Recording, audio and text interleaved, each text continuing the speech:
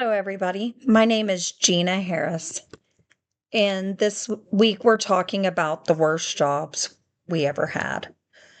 So, when I was in my 20s, I worked at Brahms. At the time, I was a young mother.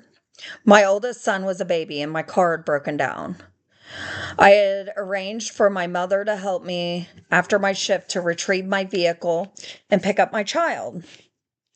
When it was time to clock out, my manager told me I was not free to leave because the schedule was subject to change at any time.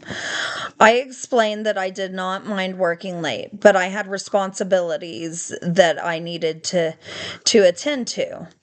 I was told that if I left, I would no longer be employed. So I left. Looking back, that was one of the most pivotal early career development moments in my life. At the time, it felt like a big loss. But through the lens of career development theory, I now see it was the beginning of exercising career agency. Why was it the worst job? It wasn't the work itself.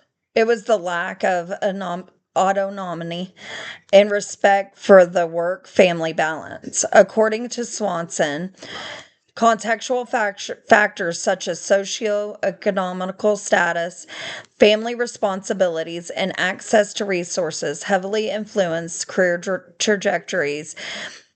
At that stage of my life, I had limited resources, but I did have values, and family was a non negotiable. The experience highlighted a misalignment between my values and the work environment. That misalignment created dissatisfaction, which clarified what I did not want in a career. If I had stayed 40 years in that environment, I believe I would have been chronically unhappy.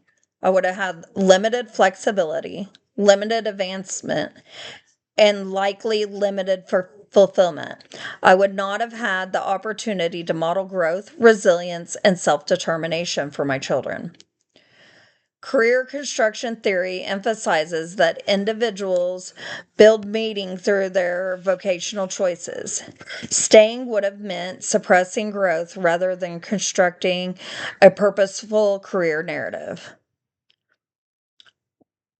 The reason I went to college is when my daughter was bored, something in me shifted. I wanted to set an example of self sufficiency. I wanted my children, especially my daughter, to see education creates opportunities. This aligns with social cognitive career theory, which emphasizes self efficiency and outcomes expectations. I began to believe I was capable of more, and I expected education would increase my stability and my opportunity. I completed my bachelor's degree and quickly realized advancement in the behavioral health field requires continued education. That realization prompted me to pursue graduate level training.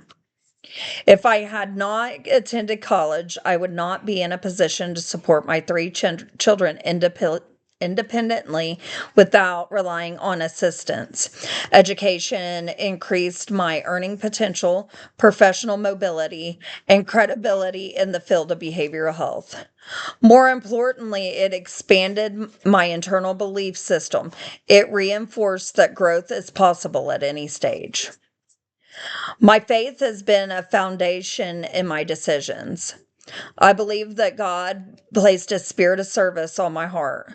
My calling toward the unhoused population and the vulnerable is not accidental, it is purpose driven.